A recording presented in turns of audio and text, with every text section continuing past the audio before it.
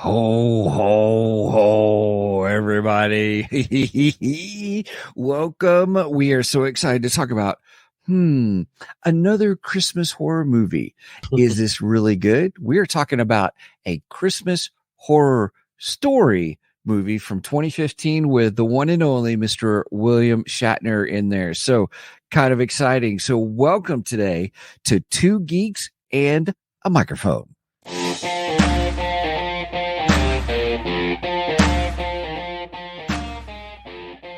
Welcome to the Two Geeks and a Microphone podcast, your one-stop shop for television, movie, video games, comic books, book reviews, and more. Now, without further ado, here's Steven and Mike.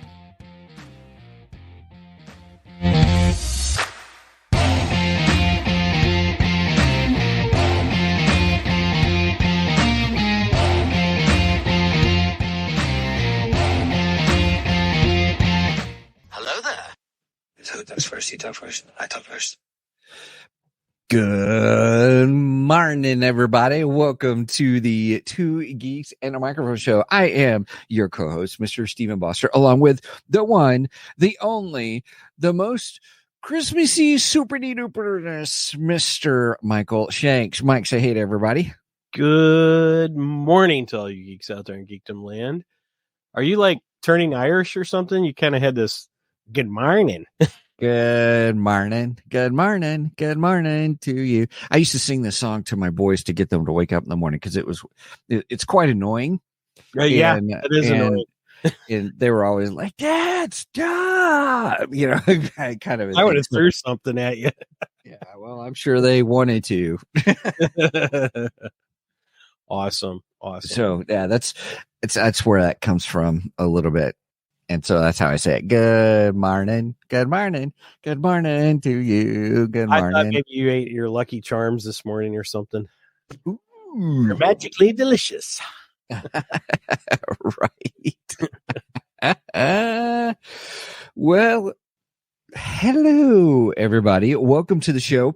We are continuing our series on Christmas horror movies. And how did we come across this one? This was a suggestion by the Three Geeky Dads. Yes. I remember I know we were doing our 200th episode, and I remember them saying, "Oh, it was a good one," you know, kind of a thing. And so that I couldn't remember though if we had told them, or they were just reinforcing it, or if they gave us the idea. I was a little worried that they were just setting us up for revenge for Werewolf Santa. For Werewolf Santa, they had every right to do so if that was the case. This is true. I don't think they were setting us up though. But I'm not going to get too deep into it. It was a decent movie. It was decent. Yeah, we'll get into it. I'm excited about talking about it. Actually, nobody shot their eye out though. I was a little disappointed with that. Right? I thought for sure that would happen. You know, Christmas story, a Christmas horror story, Christmas horror story. You shoot your eye out, kid. Yeah, there were no Red Ryder BB guns. That was why I did not score mine as high as I probably could have. No, there was no Red Ryder leg lamps. You know, that would have been great in this too. I mean, you could have literally ripped off somebody's leg and made it into a lamp. You know. Oh, come on, let me write this stuff. You should. I'm telling you, it's pretty good. Oh my goodness. Well, with that being said, I do want to jump into our stories, but we got it. We're going to hit, did you have any geeky news? I have no geeky news today.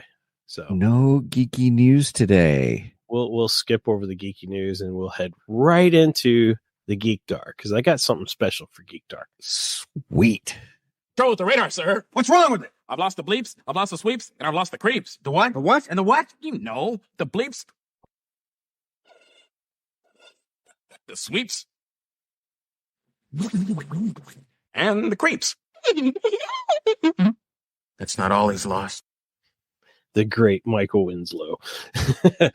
You know, he was on Love Boat not too long, or well, I mean, he was on a episode of Love Boat that we rewatched not too long ago, and I gotcha. I didn't know that he was actually part of the Love Boat cast. I guess in the later years, that must have been after I quit watching Love Boat. And I was like, Michael Winslow was part of the cast? I didn't know that. And he was doing his sounds and everything. It was pretty funny. He wasn't quite as, good then as he is, now, or for that matter, even in the late 80s, like in Spaceballs, but you can see it developing. It was kind of neat. I was like, oh, okay, this is where he was also Police Academy, right? Yeah, Police Academy. He was good at Police Academy. I think recently, though, in the last couple of years, wasn't he on America's Got Talent? Yes, he was. Yes. Nice. He was actually a one of the contestants on America's, which blew my mind. I was like, really? You should be up there on the panel, not as a contestant, dude. You're a celebrity, man. You're already a celebrity. You don't need to be in there. But he was trying to reestablish his career at that point because he had left Hollywood for a long time. And I think it was a family thing, wasn't it? Wasn't it family? I think his wife passed away, and then he kind of left Hollywood, was kind of, depressed and so on and so forth. And then he wanted to get back into it. So he went on America's Got Talent. So I think he should have been a host, or one of the judges, but whatever. So anyway, for nice little departure there, it's all good. Little sidetrack. Squirrel. Just wanted to recognize the great Michael Winslow, because I think absolutely. Anyway, so for my Geek Dart today, I got something really special. So we've had on the show twice. Carissa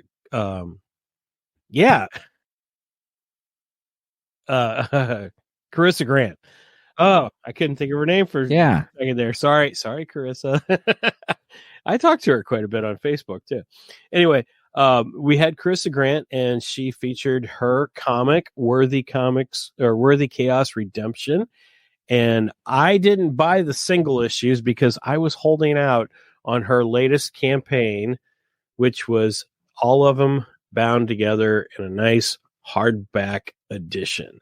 Ooh. This book, beautiful. Oh my gosh. She did a great. I like that cover. Oh, isn't that gorgeous? It's us. Now check out the back. The back is really cool too. And she's got a plushie of Anubis. Yes.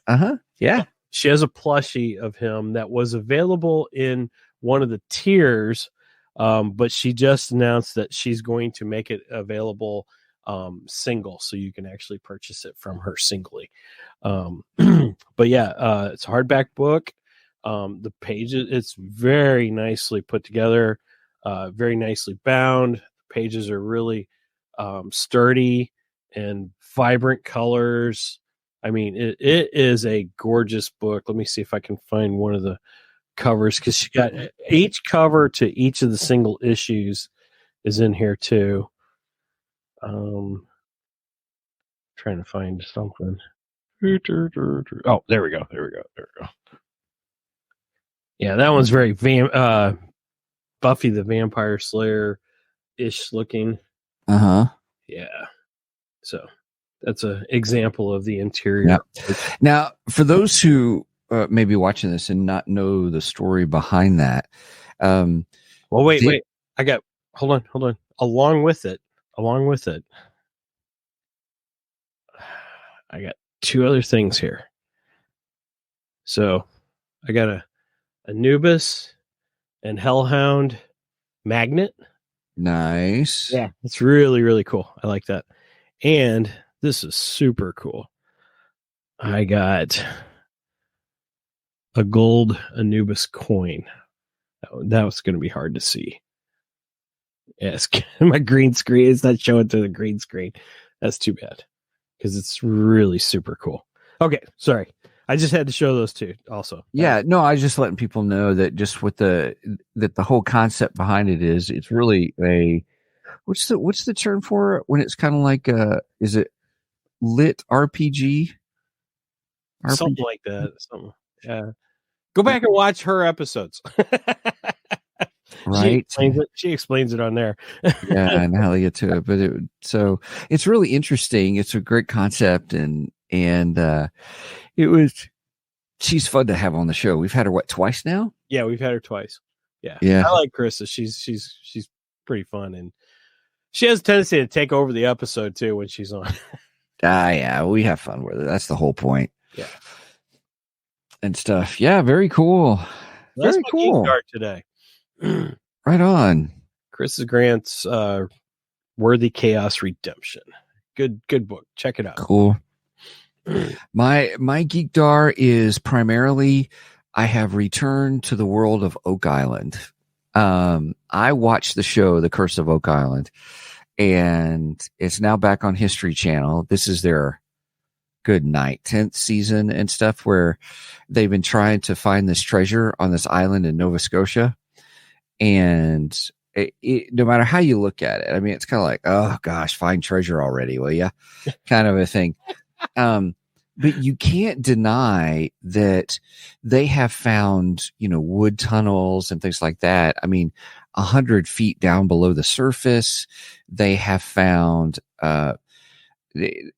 like a whole docking area underneath the water. This was like several seasons ago, in this bay. They think it's actually two islands that were kind of put together. They have found roadways, cobblestone roadways. They have found coins that go back to, they have some Roman coins even. Wow. That they have found and stuff. So they're looking for this big treasure, and they've done all these different kind of underground scans, LiDAR, these little explosion things. They just got the results from one that took 2 years to do this type of scan. Is this going to be like when Telly Savalas revealed what was in the Titanic? I think it was the Titanic that he had the big episode on years and years and years ago, and it was just kind of this bust. That was Geraldo Rivera with the Al Capone's vaults. Yeah, there was that also. Which was a big old bust too. Yeah, so they, no matter how you spin it, there's a lot of interesting characters. We like this one guy who does the metal detecting, and he's always got fun phrases, and he's my favorite character of the whole show. He's always said like top pocket find, something that he finds that's, I love it. And, when they found the Roman coin, he was like, it's Roman, baby, kind of a thing. He's so funny. What is he, Mike Myers? I don't know, but he's quite animated. So they're back for the season, and last season they were able to build or rebuild a shaft going down, and they've got down to about 80 feet. And usually what happens is the weather moves in, and so they have to stop for the season, and then they come back. And so now we're back, and so they got permission now they're cleaning out the shaft from the season, so all the water and everything, and they know there's gold somewhere down there, and which is really fascinating based upon doing water samples and stuff like that. So there's gold in them down here hills. That's right. And so it's just unique. They find all these unique things. Now, they haven't found any real like a depository of treasure yet, but it's there. But they have found connections to the Knights Templar. Oh, wow. They have found, just all kinds of stuff. It's just been fascinating. So he chose poor. Yeah, right. Right. Yeah, they're saying people have got all kinds of crazy rumors, like they're going to find the Ark of the Covenant, they're going to find the Holy Grail, they're going to find all these treasures from the Knights Templar that they deposited, kind of a thing. So it is really interesting. We're back, and so I always watch the first 5 minutes and the last 5 minutes. That's all I need. Well, if they find the Ark of the Covenant, I hope they watch Raiders of the Lost Ark. Right. Agreed. And for that matter, if they find the cup, I hope they watched Indiana Jones in the Temple in the Last Crusade. So yeah. Hey, Indiana Jones and the Dial of Destiny's on Disney Plus now. Oh yeah.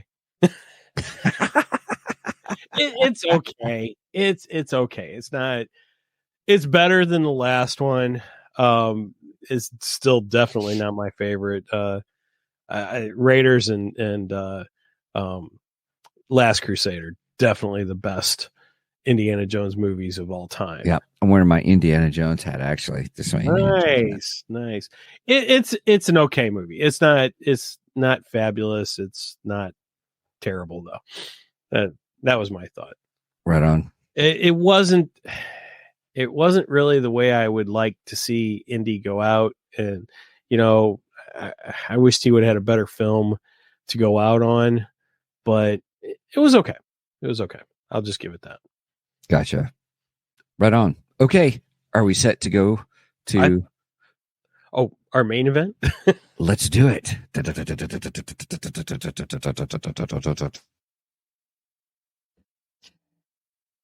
It's time for the main event.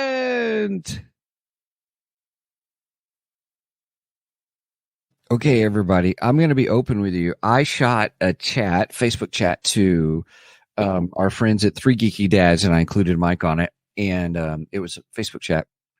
And I said, hey, thanks. I'm really enjoying this movie. And then I'm watching it, and I was like, and I shot that chat as I was kind of watching it. And all of a sudden, there's this great big twist at the end of the film. And I was like, holy crap, because I didn't see the twist coming. There's actually 2 twists, but we'll talk about that in a little bit. And Mike immediately goes, save it for the podcast. As River Song from Doctor Who would say, spoilers. Yeah, right. I need to get a sound clip of her saying that. I always love it. Oh, we should. What a great idea. Here's spoilers. Right on. She says it's so great. She has such a sultry voice. She's fantastic. Yeah. So we watched a Christmas Horror Story. It was suggested to us by the Three Geeky Dads. I believe Derek may have thrown that one out. I can't remember exactly who suggested it. And luckily we found it on Tubi. Yeah, Tubi. So didn't have to pay anything for it. That's a huge plus in its favor. I love it, especially after the Werewolf Santa incident. It's called the incident now. Oh, I have to tell you something. So I purchased that on iTunes, right?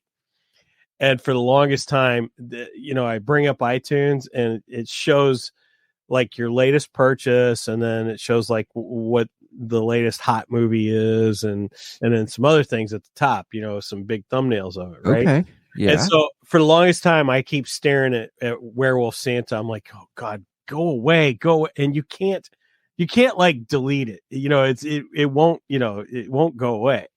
So I was like, crap, I got it. So I recently went and seen Godzilla -1. Highly recommend that. And a lot of people were saying it's by the same makers who made Godzilla Shin, which came out in 2016. Well, I saw a real good deal for Godzilla Shin on Apple Movies for $4.99, and I went, I'll buy that, and then hopefully Werewolf Santa will go away and Godzilla Shin will get there, right? So I buy it, and what happens? Godzilla Shin goes up there, and Werewolf Santa just moves over. I'm like, damn it! Get rid of it. And then yesterday I popped it on, and something else popped up in place of Werewolf Santa, and I literally cheered. I'm like, it's gone! It's finally gone! Well, then Brenda and I watched something, and then when we went back to the main screen, all of a sudden it came back again. I went, no! I can't get this thing to go away. It's your curse for... It is. I understand. Apple TV is laughing at me. That's what they're doing. They're like, oh, we're going to torture you. So, but it did finally go away again last night. Hopefully it's gone for good. You never know. Although every time I bring up my catalog, I will still see it. Oh, gosh. That's funny. All right. Well, the curse of the werewolf. Right. Or the curse of, what do we call him? The Gray Grinch. Right. Oh, too funny. Well, here is the Wikipedia thing is A Christmas Horror Story is a 2015 Canadian anthology horror film directed by Grant Harvey, Stephen Hoban, and Brett Sullivan.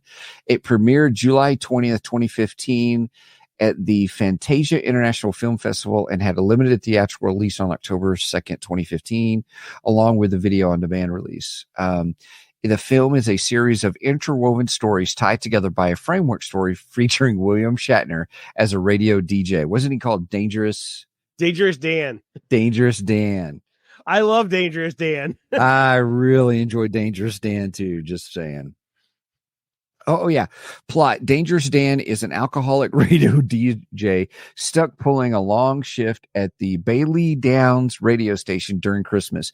During his broadcast, he keeps receiving notices of a disturbance at the local mall, telling his listeners to stay away. Dan keeps playing this music while a series of 4 stories are witnessed. And so there's the 4 stories. One story is where these kids break into the school. Yes. Another story is there's a family going for a Christmas tree. Family going for the Christmas tree. That's a better way to say that one. Yes, agreed. And then there was the family visiting their rich relative, rich aunt. Yeah. Yeah. And then then there's Santa and his elves are turning into zombie. Honestly, I want a full movie of that.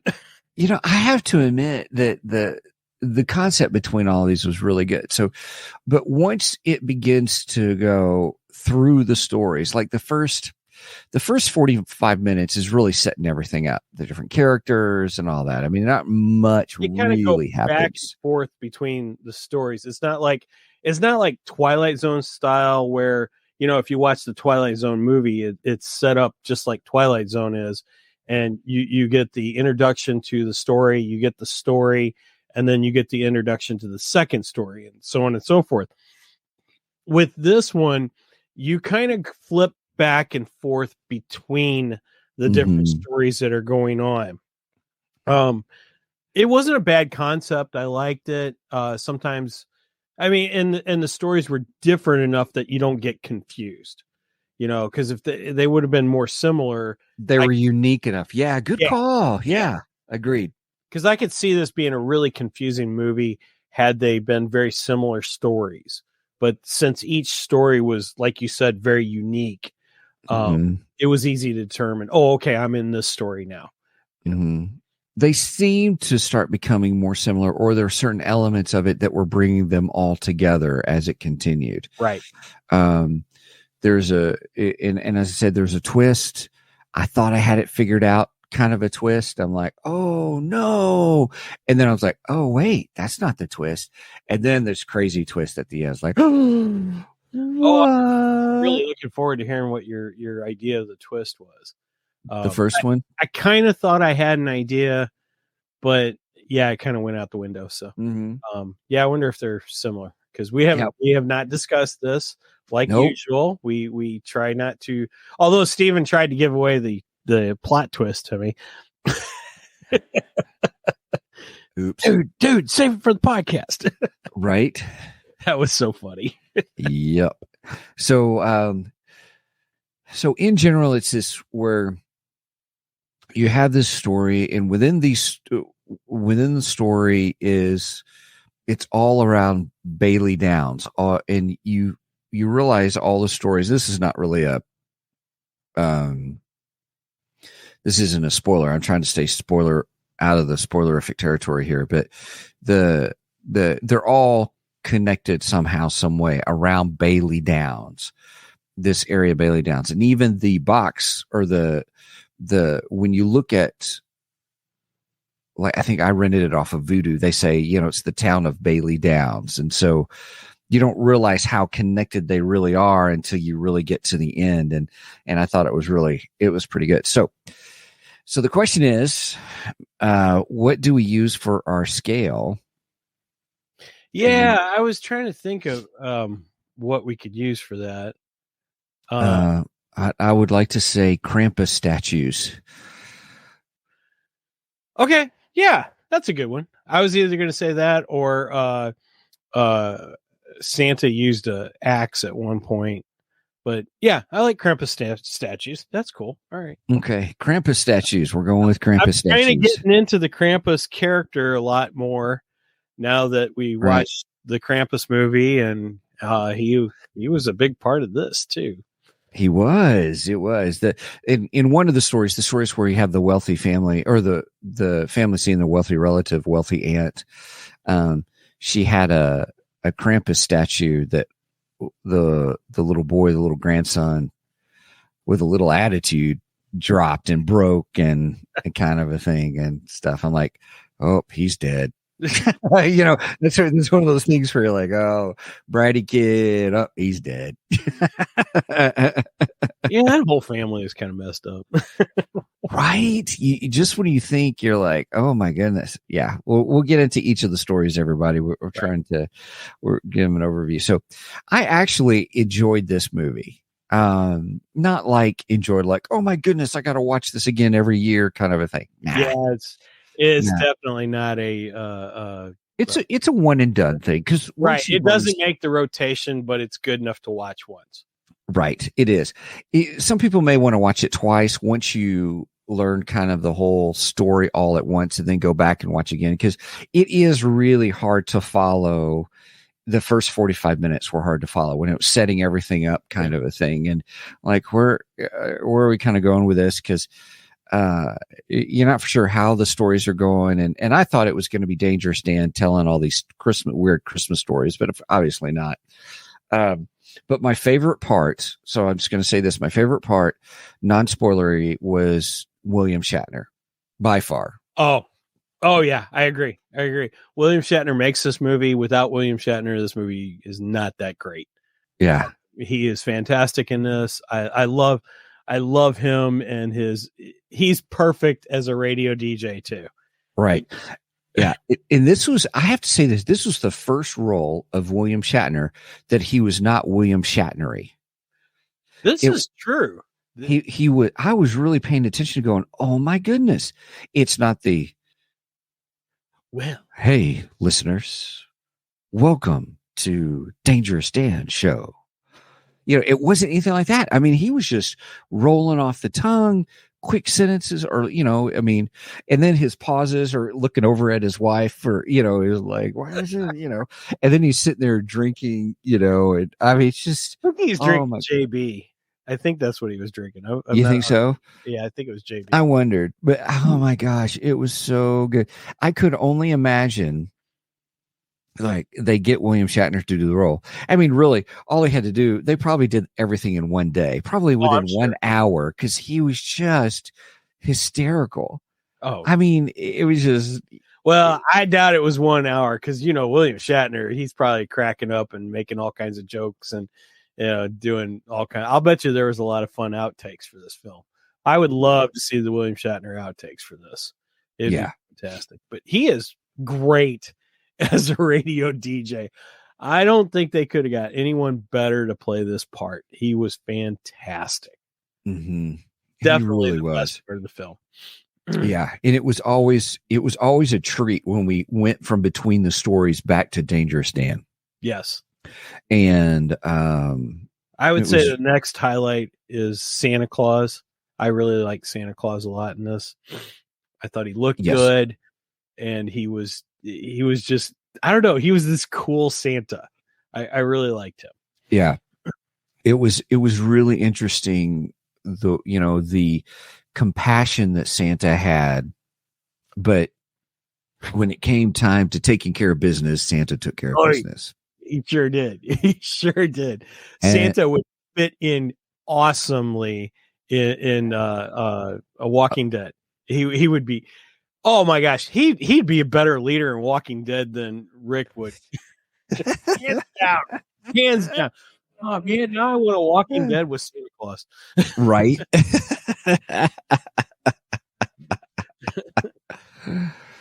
Yeah. So I give it a good solid 7 out of 10. Okay. 7 out of 10 Krampus statues. I will give it 6.5. Okay. 6.5 Krampus statues. Again, highlights is definitely William Shatner. Fantastic. Loved him. Mm-hmm. Santa Claus was the next best thing in this movie. Yeah, I would agree with you. Yes. Number 3 is Krampus. I really like Krampus. And then as far as Krampus in this one? Yes. I enjoyed the Krampus in this one. I thought he was great. And I wanted more of Santa versus Krampus. I was left going, oh crap, I want that movie. Well, spoilers. Yeah. No, that's all right. No, there's Krampus, and the big battle at the end is Krampus versus Santa. So it was, but I would concur. I did like this version of Krampus. Sorry about that. That's okay. I did enjoy. I was trying to get version. something ready for us. Oh, okay, gotcha. So, all right. So then, I did like this version of Krampus. It was kind of like a abominable snowman Krampus, for lack of a better term. Yeah, and I liked him. Maybe the look. I don't know. The look of the Krampus we watched a couple weeks ago, his look might have been slightly better, but I don't know. I just like this Krampus a lot. I thought he was really good, and and I like the whole aspect of Santa Claus versus Krampus. That is a great idea. Excellent idea. So yep. Mike, spoiler alert warning is broken. That's Theron. I hate Theron. No, it's just me not being ready. That's all. All right. Well, hey, everybody, I really want to talk about these different stories in a little more detail because it's important to know what they are in order to really talk about the ending. And so we are going to head into spoilerific territory. So just want to give everybody a heads up. We are spoiler alert. So if you have not... that was quick. You got it. That was River Song with her sultry spoilers. Gotta love it. Oh gosh, that's funny. All right, so we are in spoilerific territory, folks. If you have not watched this film and you don't want to be spoiled on it, please stop the video. As our friend Zig from Nerdy and Birdie would say, we'll wait.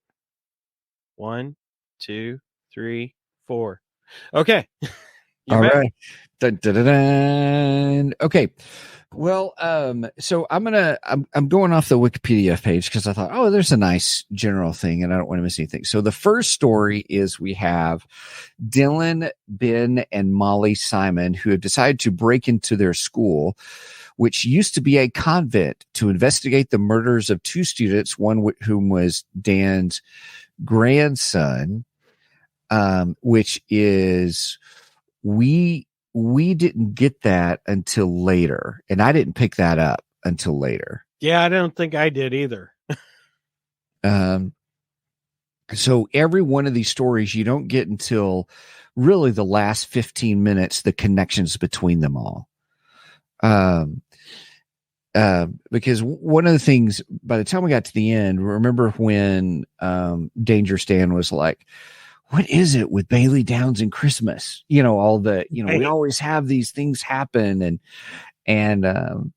So the 2 students happened a year earlier.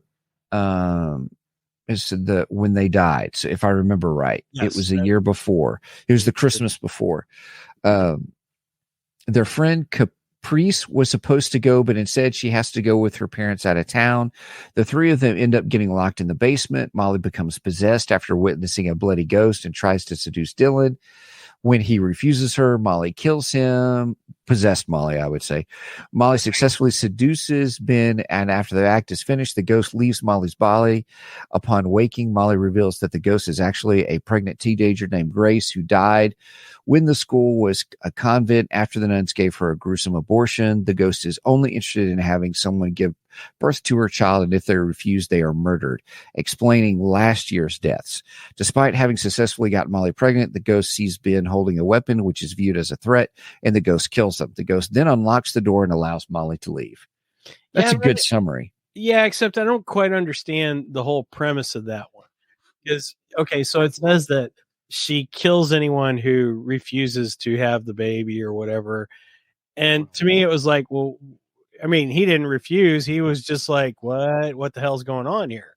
Yeah, I think it was anyone who's viewed as a threat is how I would say. I guess, but I didn't even think he was a threat, you know? Right.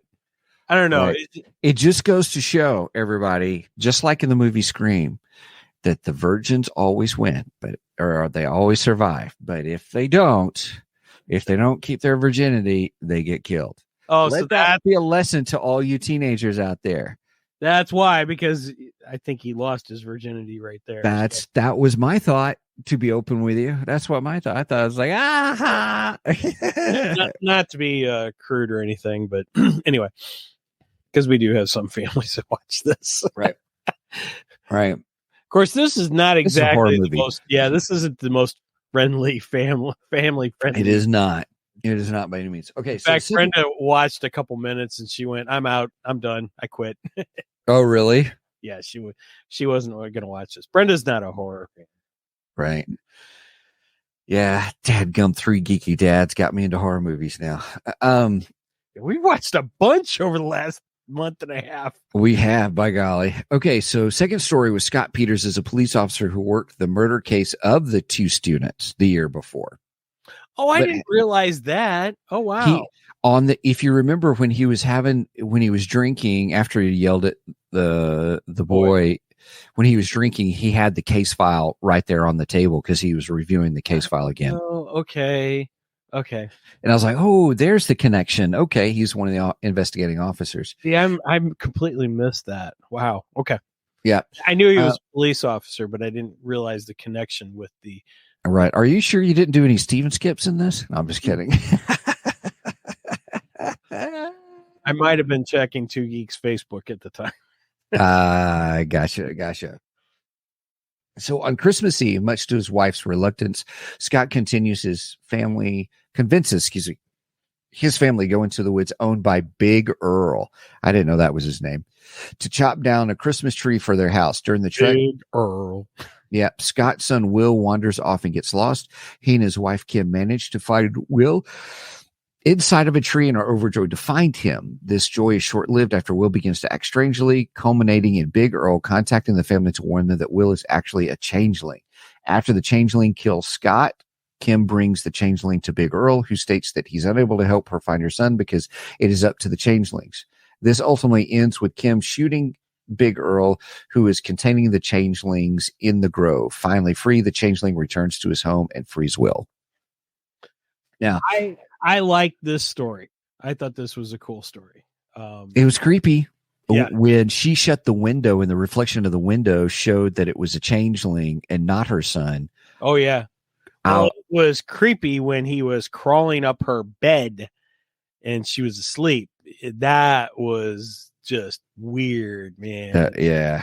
Oh, crap. Oof. I mean, you knew it was him and everything, but it was just like, oh, my goodness. Yeah. This kid. And again, this is Bailey Downs. Now, once the dad was like, well, I guess he was a stepdad, really. The officer, when he was like, oh, let's cross this. It says no trespassing. And she's like, no, let's don't go, blah, blah, blah, blah. Yeah, she's like, you're a police officer. Right. I'm thinking, oh, he's dead. It's like all, people who do, is like, I don't know. But then when the boy disappeared and then came back, it was like, that's probably not her son. It's like, it was creepy. It was real creepy. And then, this felt a lot like a Twilight Zone or Tales from the Dark Side. Yes, this one was this story was, yeah. But the connection this was probably felt more like Twilight Zone or Tales than any of the stories did, which I love Twilight Zone. And let me precipit that. I love original Twilight Zone, and I love Tales from the Dark Side. Both fantastic. So that's probably why I enjoyed this, because it reminded me of those two shows. The third story is Caprice and her younger brother Duncan are traveling with their parents Taylor and Diane to visit their elderly aunt Etta.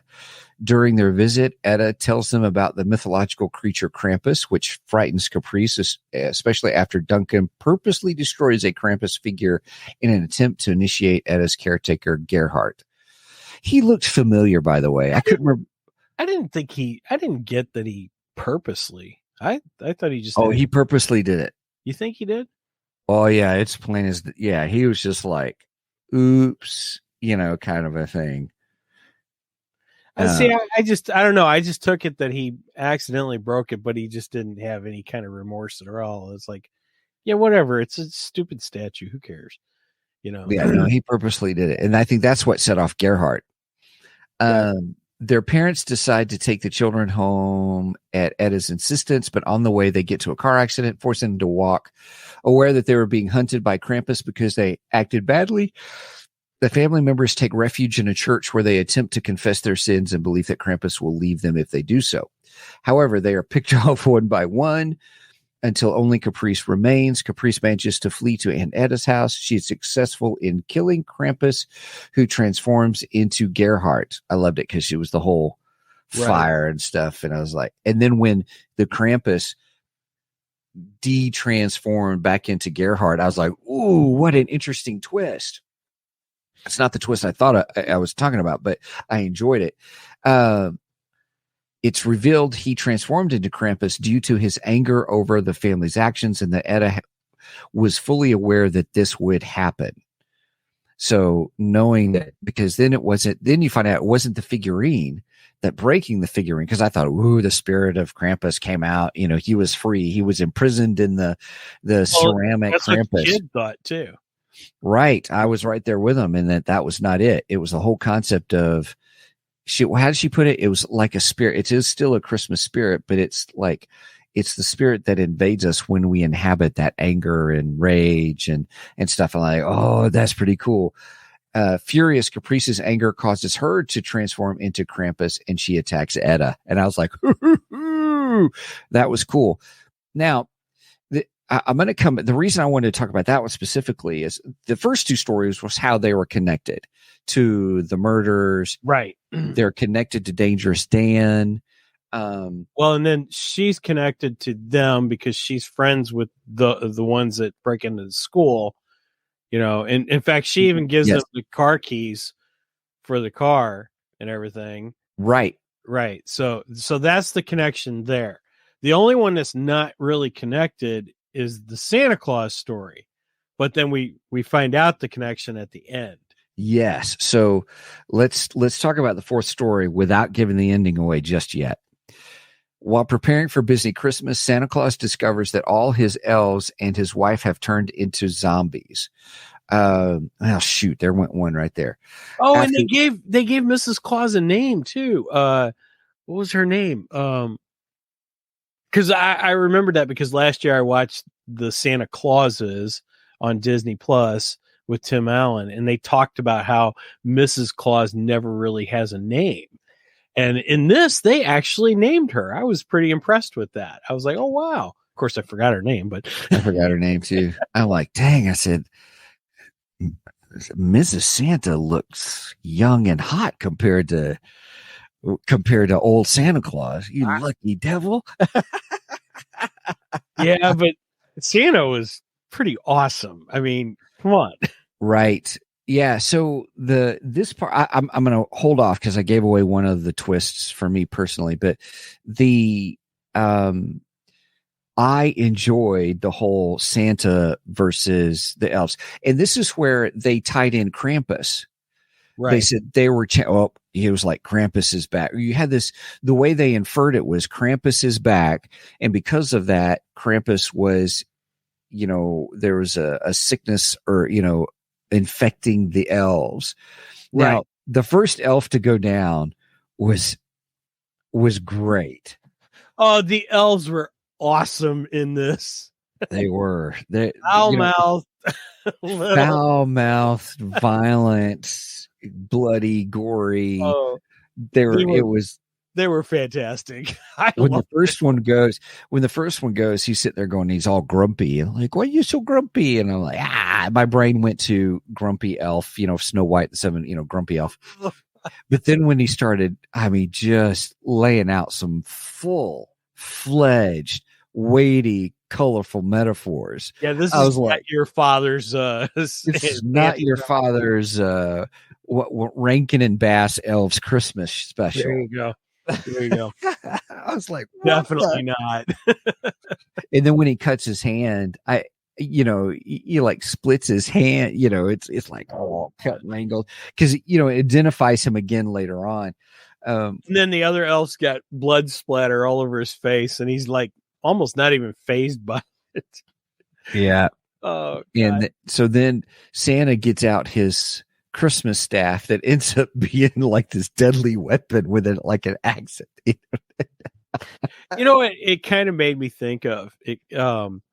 In one of my all-time favorites Christmas movies, which I do watch every year, which is on the rotation, is Scrooge with Bill Murray. And Bill Murray is the executive of not NBC, I forget, CB, I don't know what they changed the letters and stuff, but he's the executive of the television company, right? He's the CEO of the television company. And they have these mock commercials for different Christmas specials that they're going to be running. And one of them is the $6 Million Man basically saves Santa Claus and the elves at the North Pole. And the name of the movie is called The Night the Reindeer Died. And all I could think of was that when I saw this. I'm like, oh my gosh, this is almost The Night the Reindeer Died. Right. Oh my goodness.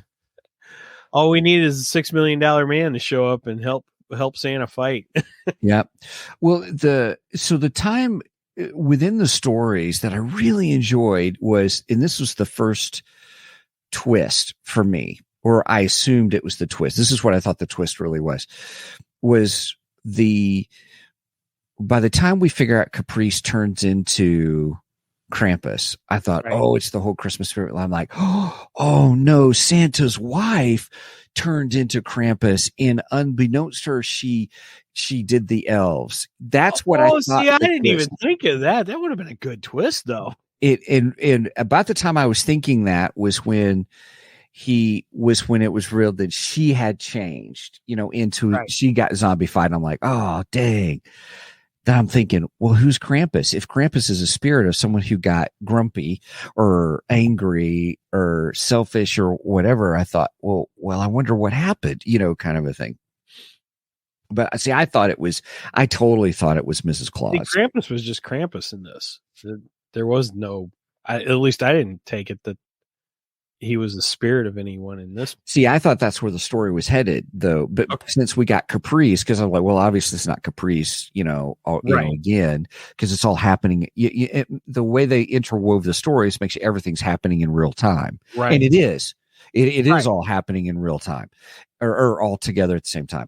But even by the ants, theory on Krampus is the spirit that overtakes you. Anybody could actually turn. Yes. And so then it wouldn't have had to been Caprice. Right. So then interwoven is Dangerous Dan. And it was just, gosh, William Shatner did such a nice job. And he's getting drunker by this time too. He's getting drunker and drunker. But then you realize those connections that he had, and he had the letter from, Caprice and Duncan, they had sent him a Christmas card. Did you see that? Yeah, okay. They had sent a Christmas card, and so that was their thing. I was like, so was Dan married to Aunt Edna. No, she's just Aunt Edna or something like that. But anyway, so No, I don't think Dan was. they're all relatives somehow, kind of a thing is how I saw that, possibly. But Dan, it was so funny. It's a town full of blue bloods. Right. It's a small town. Everybody. You know how those small towns work. Right. So it was interesting because even in there, he's through the whole thing. He's all of a sudden you're like, everybody don't go to the mall. You know, we don't know what's happening in the mall. You know, he's got their, I guess was his weatherman. His weatherman was going to go down and do the food drive. Right. At the mall. And he didn't started off. Christmas. He didn't. He said F Christmas. And I thought later on, I was thinking, oh, I wonder if that's what's going on. Maybe he turned into Krampus at the mall. That's where my brain went.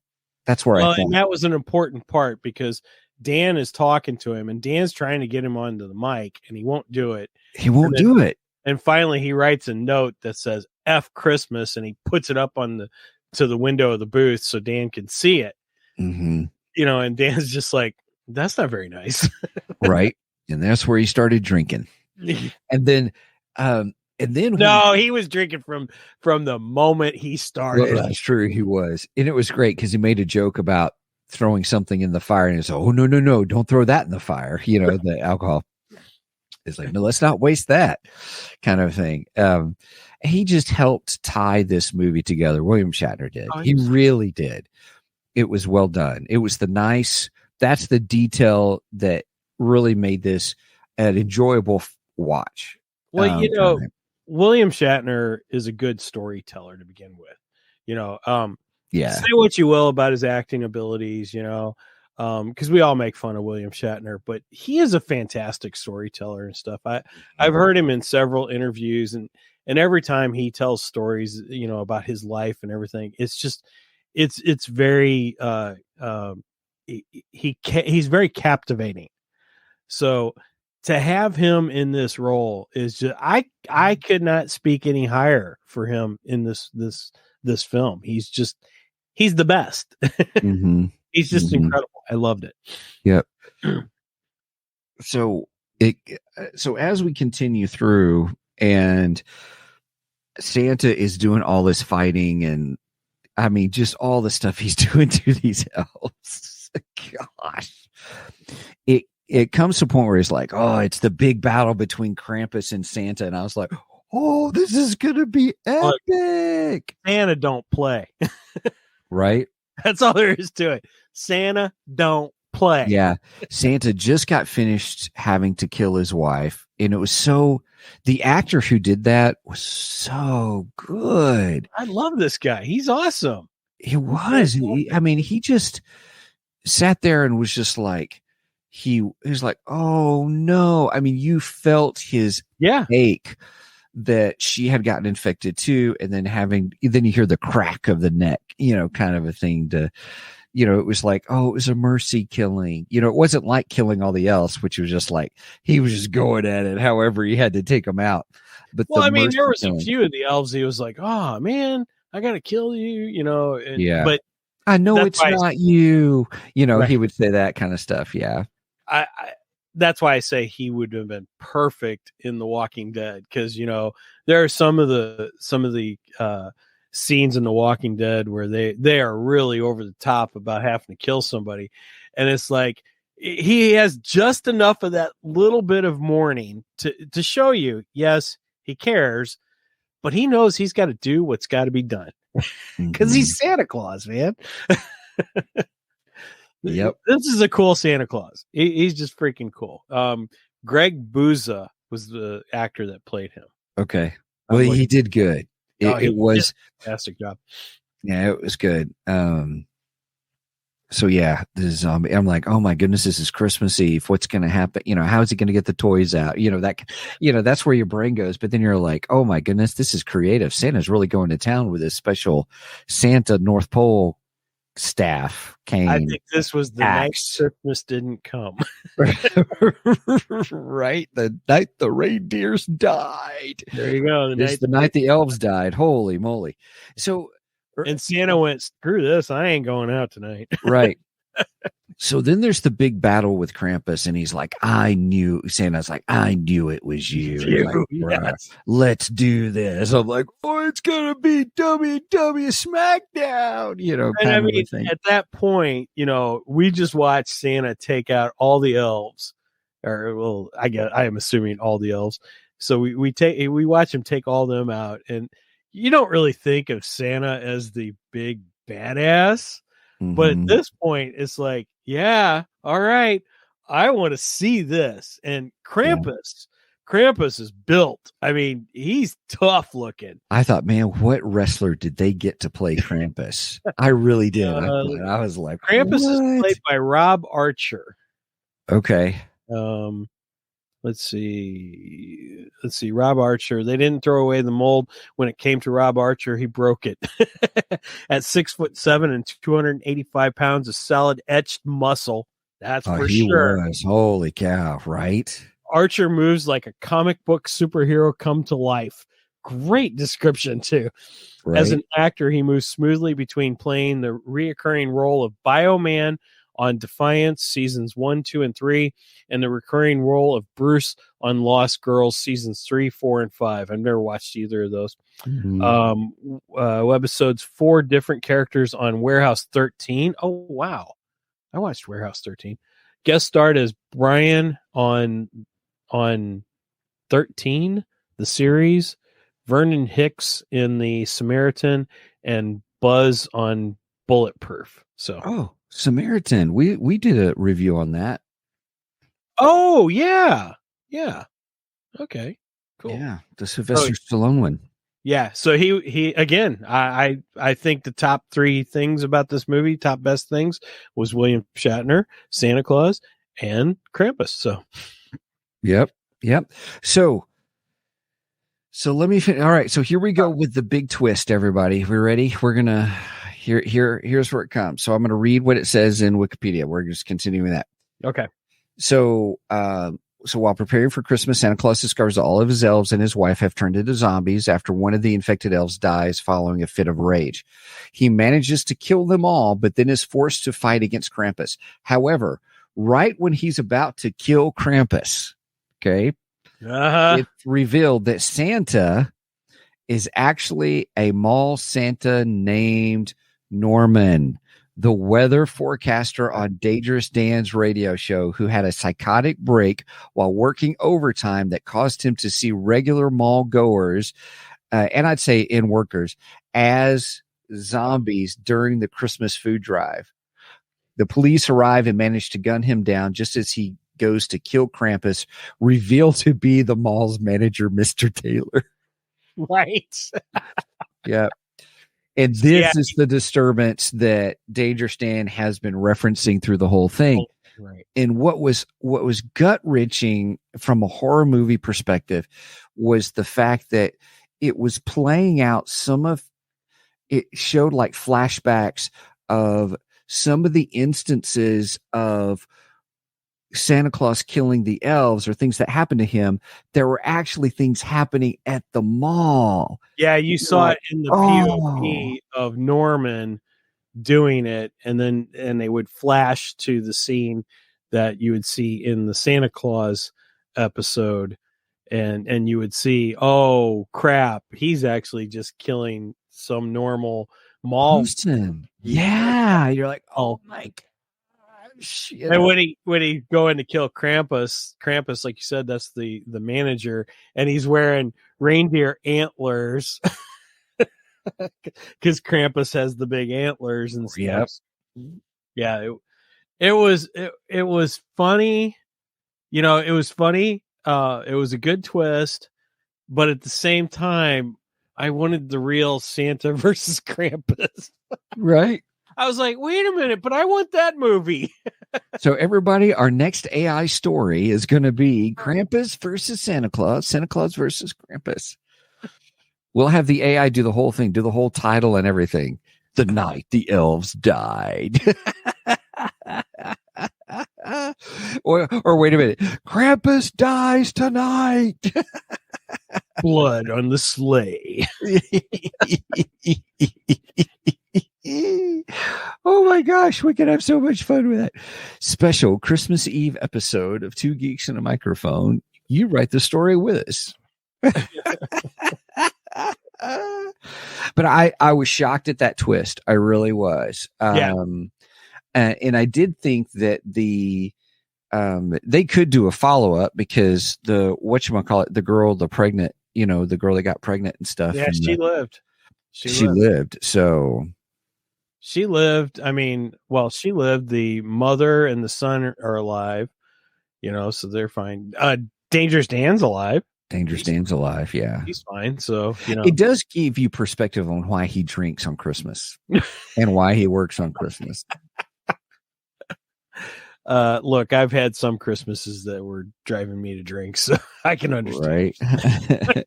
I get it. Well, I'm at the in-laws. Right. I get it. I completely get it. This is called my deal with you juice. Just saying. Deal with you.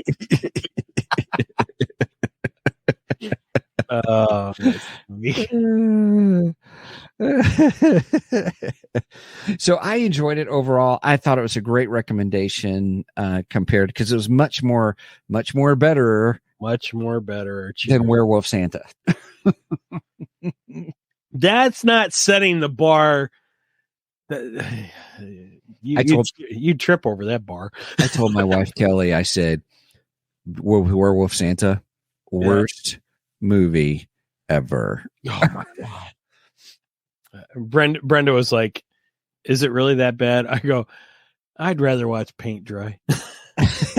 Okay, I'll tell you how bad it is. I'd rather watch your stupid reality shows with all the hot people running around the island, which I hate. I hate those stupid shows. I'd rather watch those than watch Werewolf Santa again. It's that bad. Yeah. Man. If I had to watch between Werewolf Santa and Christmas Horror Story, I would watch Christmas Horror Story again. Oh, definitely. Christmas Horror Story is a much better movie. Much more better. Cheers, everybody. Definitely. Yeah. So. All right. So 6.5 for me. Krampus statues. Broken Krampus statues. Yes. It's 6 and then half of a Krampus statue. I gave it a 7. It was worth seeing. Yes, agreed. It was worth seeing. The twists at the end were just like, this is actually halfway decent storytelling. It really was. Not bad.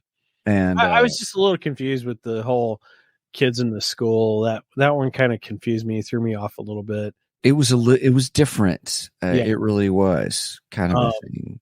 But I enjoyed the family going to get the Christmas tree. I enjoyed that story with the changeling, and I absolutely love the Krampus versus Santa Claus story and the zombie elves. In fact, I just want a full movie of that.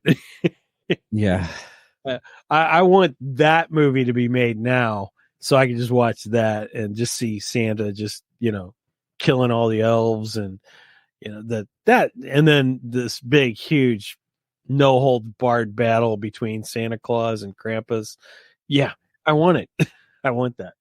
Yeah. So I was slightly disappointed. I mean, I get the ending. It made total sense. It was a good ending. It works. But at the same time, I went, but I want to see who actually would win. Yeah. Yeah. So in that sense, I was just slightly disappointed. But other than that, yeah, it's a good movie. I would, if you like horror movies and you like a Christmas twisted horror movie, definitely check this out. But again, doesn't make the rotation. It's not one I'm going to have to watch every single year. I mean, I got to watch Violent Night in a couple weeks here, in the next couple weeks for sure. So yeah, that one, Violent Night, that makes the Christmas rotation. It does. It does. I have not watched it yet, nor have I watched. My favorite Christmas movie is, happens at Nakatomi Towers, Die Hard. Nice. So. And I watched that for the first time ever last year when we reviewed it. I had never actually watched Die Hard. I kind of I didn't see it, when I was a kid, and everyone made such a big deal out of it. I kind of prided myself. Well, I've never seen it, So you broke me down. I watched it. I liked it. It's a good movie. I figured I would like it anyway. It's Bruce Willis, and I like Bruce Willis. So yeah, I like almost every Bruce Willis movie I've ever seen. So I didn't doubt I would enjoy it, but yeah, it was just one of those ones. Everyone's like, well, you got to watch it. So I just didn't watch it. right. I'm kind of weird that way. There was, I saw an advent calendar where it's, it's 25 stories of Nakatomi Towers, and then he just keeps falling. And then that's your advent calendar. When Christmas comes is when he hits the bottom. I actually have not watched I've only watched one Christmas movie so far, other than all the Christmas horror movies you and I are watching. But every year, either evening of Thanksgiving or Black Friday, Megan and I have a holiday tradition. We have to watch Christmas Vacation. That is the kickoff to Christmas. So we watched it, and I love Christmas Vacation. It is my all-time favorite Christmas movie. So yeah, I've watched that one, but I haven't watched my other staples yet, which would be Scrooged, Muppets Christmas Carol, Now Violent Night. Yeah. So yeah, I haven't watched any of those yet, but as we get closer to Christmas, I'll be watching those. Yeah, I'm looking forward to watching Violent Night. We usually do Christmas Story. You should try out, kid. I'm not the biggest fan of that movie, actually. There's certain parts of it I enjoy and I laugh about, and so I have to watch it now. I've seen it so many times I don't really watch it anymore. I think Scrooged is a better movie, and I think Christmas Vacation is definitely a better movie. I know, yeah. What else do I watch? Oh, Jingle All the Way. Oh, yeah, I haven't watched that in a long time. Yeah. Another one that's good is what is it? Christmas with the Kringles. With the Cranks? Yeah, or Cranks, that's it. Christmas with the Cranks. Tim Allen, right? Tim Allen, and yeah. Alien. Sigourney Weaver? Yeah, Sigourney Weaver. No, is it Sigourney? Yeah, Weaver. I don't know. I don't think I've seen No, it's not Sigourney Weaver. Oh my gosh, hang on. While you're looking that up, Theron said Gremlins. That's a good Christmas movie. What was? Gremlins. Oh, Gremlins. Never really thought of that. Oh, and I gotta watch Turbo Man is knockoff Iron Man. Yes, that is correct. It's Turbo time. And I also gotta watch Batman Returns, because that is a Christmas movie. That is. Oh, Jamie Lee Curtis. Why couldn't I think Jamie Lee Curtis of Halloween? Yep, there goes. Oh my God. Thanks, Levi. Jamie Lee Curtis. Well done. Thank you. Yeah, that's actually not a half bad movie. That's pretty decent. So if you're looking for a fairly good one, and Santa Claus, of course, Santa Claus with Tim Allen, great one. The first one. Have you seen the new series, the Disney Plus series? I watched the one last year. I haven't watched any of season 2 yet. I have not watched season 2 yet either. Season 1 I enjoyed. Season 1 was good. I got a little annoyed with the one elf. He kind of got on my nerves after a while, but other than him, I thought it was a decent show. It was fun. Very much in the vein of the Santa Claus movies. And how can you not like Tim Allen? Come on. I love Tim Allen. I mean, I've been a fan of Tim Allen since his stand-up days, before he actually got the show Home Improvement.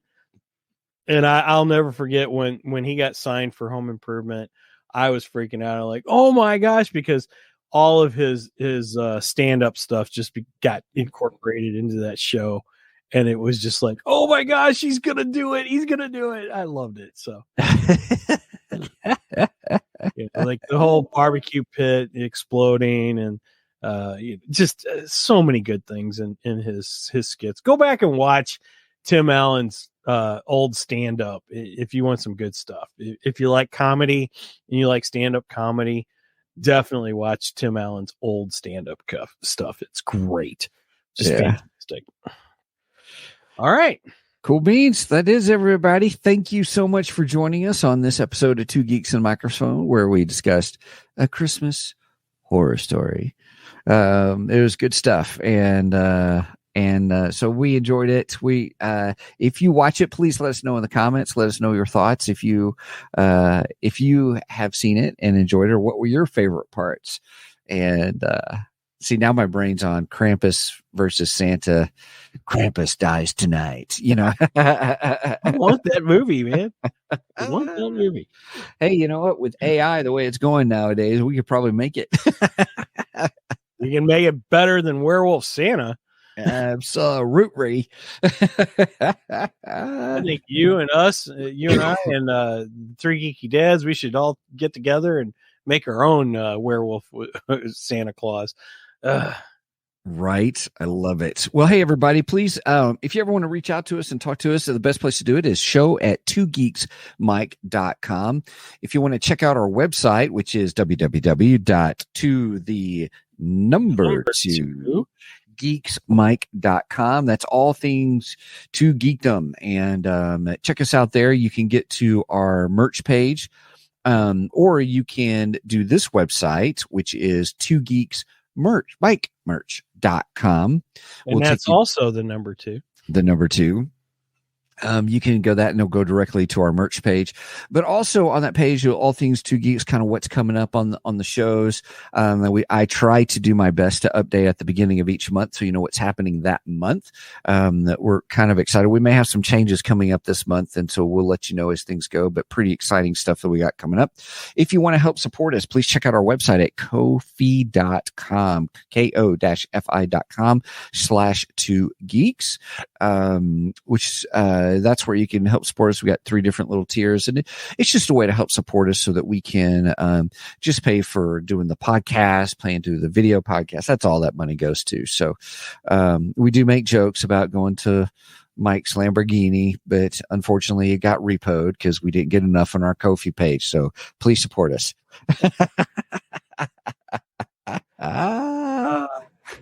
Oh gosh. So go ahead. And if you've made it this far, please go and like and subscribe to us on both Facebook and here on YouTube or Twitch if you're watching us on Twitch, so on and so forth. Or for that matter, if you're watching us on X, subscribe to us there. Make sure and give the bell a little tickle. That will give you notifications of every time we go live. We go live every Saturday morning at 9 a.m. That's Central Standard Time. You do the math on the rest, because I don't like math. All right. That does it, everybody. Hey, thanks so much for joining us. Mike, do you have anything else to say? I do not. So I guess we are done with this episode. So with that said, over and out, and Merry Christmas, everyone. Krampus.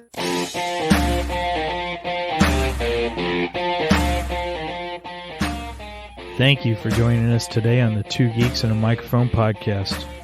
Tune in next week when we will have more news and reviews. Until then,